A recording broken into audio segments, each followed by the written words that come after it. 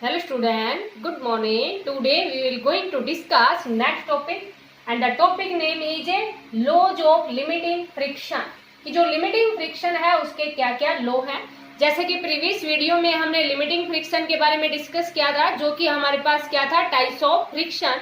तो ये जनरली जो लॉ है वो सभी टाइप के फ्रिक्शन के हैं, लेकिन जो मैक्सिमम अपोजिंग फोर्स होता है उसको किसका नाम दिया गया था, लिमिटिंग फ्रिक्शन का नाम दिया गया था, जैसा कि आप प्रीवियस वीडियो में पढ़ चुके हो। ठीक है बेटा।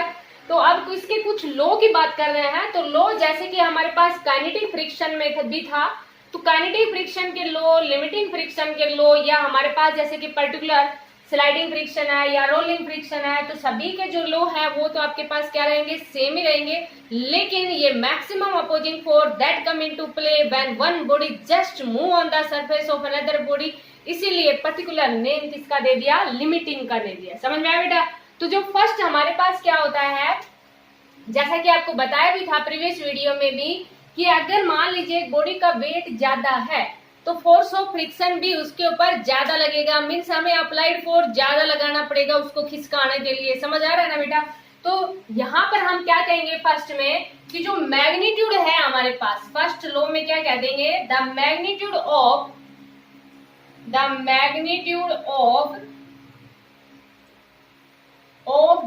Force of limiting friction, the magnitude of force of limiting friction of any surface, मान लीजिए, या limiting friction between the surface कह दो, between the surface of two bodies, between the surface of two bodies in contact, two bodies in a contact is directly proportional to normal reaction between them। जैसे कि आपको बताया था कि जो force of limiting friction है वो directly proportional होता है, किसके डायरेक्टली प्रोपोर्शनल होता है, नॉर्मल रिएक्शन के। मींस जैसे कि अगर मान लीजिए कोई भी बॉडी अगर हैवी है, क्योंकि आर आपको क्या बताया था, mg बताया था, आपको ध्यान भी होगा। जैसे कि मान लीजिए एक ब्लॉक है, एक ब्लॉक का वेट एक्टिंग वर्टिकली डाउनवर्ड, और वेट हमेशा किससे लगता है, सेंटर से। और जैसे कि न्यूटन थर्ड लॉ के according force is always exist in pair, a single force never exist in nature. तो इसको सपोर्ट करने के लिए क्या लगती है, नॉर्मल रिएक्शन लगती है, नहीं। और जैसे कि आपको बताया था कि अगर अप्लाइड फोर्स इधर लगाते हैं तो फोर्स ऑफ फ्रिक्शन है वो अपोजिट लगता है। तो जनरली वही हमारे पास क्या रहेंगे, उसके लॉ रहेंगे। तो अगर मान लीजिए एक बॉडी हैवी है, अगर बॉडी हैवी होगी इट मीन्स उसका वेट ज्यादा होगा, और वेट ज्यादा होगा तो नॉर्मल रिएक्शन भी हमारे पास ज्यादा रहेगी। और नॉर्मल रिएक्शन अगर ज्यादा है तो हम क्या कहेंगे, जो मैग्नीट्यूड है फोर्स ऑफ लिमिटिंग फ्रिक्शन का वो भी हमारे पास ज्यादा हो जाएगा। इट मीन्स अगर एक बॉडी हैवी है, when a body is heavy, when a body is heavy, काफी हैवी है, तो यहां से हम क्या कह देंगे, R is equal to M G increases. और R is equal to M G increases it means जो फोर्स ऑफ फ्रिक्शन है, फोर्स ऑफ फ्रिक्शन वो भी क्या होगा हमारे पास इंक्रीज हो जाएगा। समझ में आया बेटा। तो इसको देखो, इस लॉ को एक्सप्लेन करने के लिए, जैसे कि हमारे पास जो फर्स्ट लॉ है इसको एक्सप्लेन करने के लिए क्या कर लेते हैं, हम टू ब्लॉक ले लेते हैं।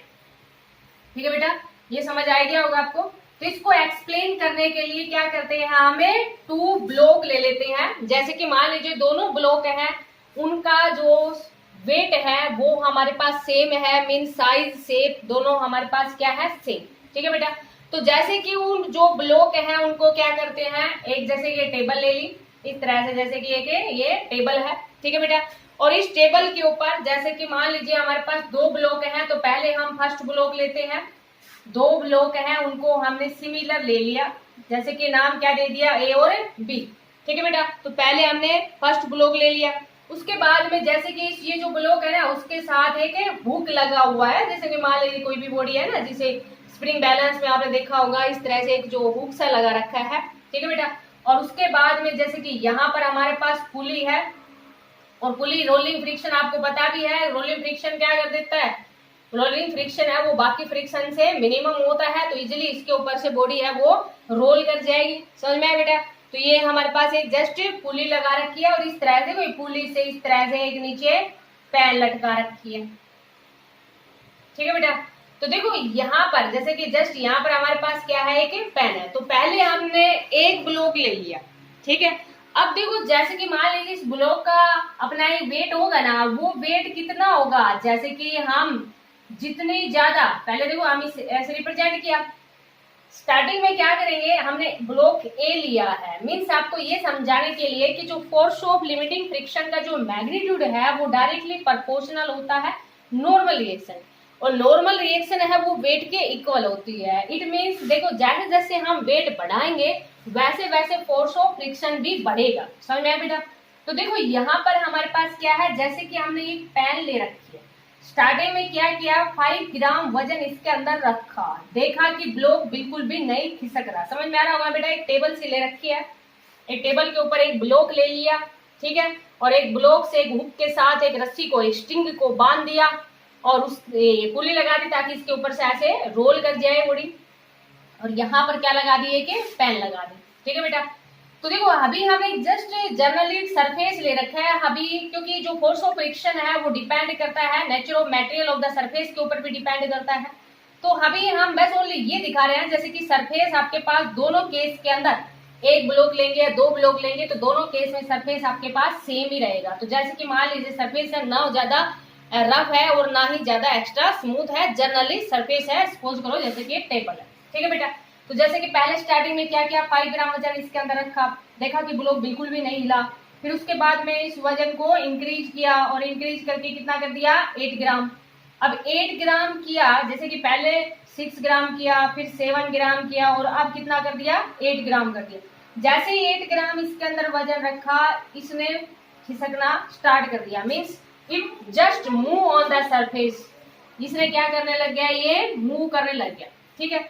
अब किया क्या, यहाँ पर एक की बजाय कितने ले लिए, यहाँ पर 2 ब्लॉक लिए, जैसे पहले फर्स्ट ब्लॉक ले रखा था, अब यहाँ पर क्या कर लिया, एक ब्लॉक और ले लिया। समझ आया?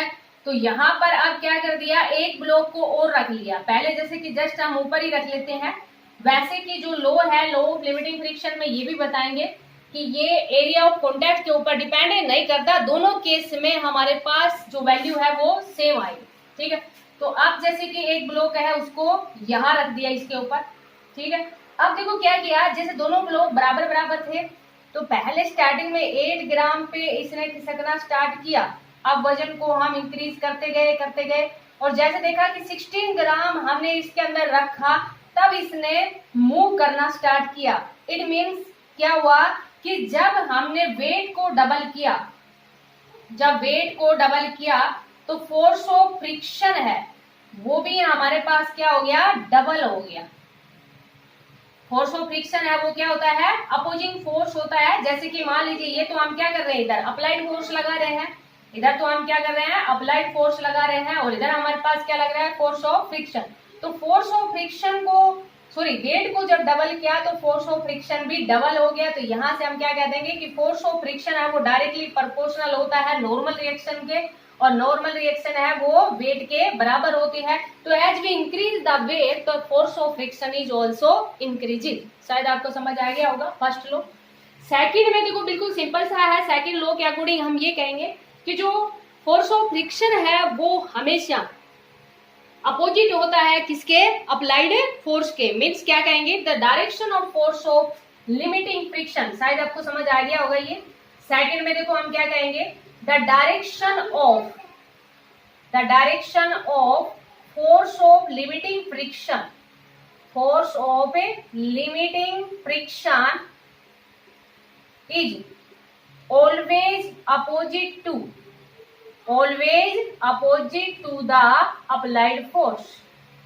जो अप्लाइड फोर्स है उसके हमेशा अपोजिट होती है, opposite to the applied force. जैसे कि आपने समझ भी लिया होगा कि हम जो अप्लाइड फोर्स है वो इधर लगा रहे थे, जैसे कि देखो जब 2 ब्लॉक को हमने रखा और हमने वजन उसमें रखा पेन के अंदर 12 ग्राम रखा, तब भी देखा कि ये नहीं मूव किया, इट मीन्स क्या हुआ, इसके ऊपर अपोजिंग फोर्स लग रहा है। तो डायरेक्शन है फोर्स ऑफ लिमिटिंग फ्रिक्शन की, वो always opposite to the direction, opposite to the direction of a applied force, हमेशा क्या होती है, अपोजिट होती है। मीन्स अगर अप्लाइड फोर्स हम इधर लगा रहे हैं तो फोर्स ऑफ फ्रिक्शन है वो हमेशा अपोजिट लगता है। समझ में आया बेटा। थर्ड क्या है इसका जो लो है, थर्ड ये है कि जो फोर्स ऑफ लिमिटिंग फ्रिक्शन है वो does not depend upon area of contact between the two bodies. या जनरली जरूरी नहीं है कि फोर्स ऑफ लिमिटिंग फ्रिक्शन ही ले, क्योंकि लॉज ऑफ लिमिटिंग फ्रिक्शन की बात कर रहे हैं इसलिए वर्ड लिमिटिंग फ्रिक्शन लिया जा रहा है, नहीं तो हर फ्रिक्शन के केस में यही होता है। हर फ्रिक्शन के केस में क्या होता है कि जो फोर्स ऑफ फ्रिक्शन है, या यहां पर हम लिमिटिंग फ्रिक्शन की बात कर रहे हैं, तो force of limiting friction between the surface of two bodies, between the surface of contact of two bodies, contact of a two body does not depend upon area of contact between the body, does not depend upon the area of contact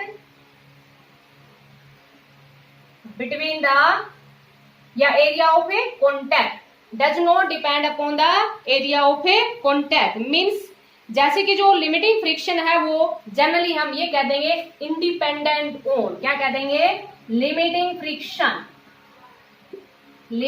friction is independent on touching area कह दो, या independent on area of a contact, area of contact के ऊपर depend नहीं करता। बिल्कुल simple सा है। देखो बेटा इसके लिए जैसे कि फर्स्ट इसलिए हमने डायग्राम को रो नहीं रख किया था क्योंकि एक बार तो हमने क्या कर लिया कि एरिया को कम ले लिया। एरिया को कम लेने के लिए जो ब्लॉक है उनको ऊपर नीचे रख लिया। जब ऊपर नीचे रखा तो एरिया ऑफ कॉन्टैक्ट इतना है, तो हम क्या देखेंगे कि जब 16 ग्राम इसके अंदर वजन रखा तो just move on the surface, इस सरफेस के ऊपर ये ब्लॉक है वो मूव करना स्टार्ट करेगा।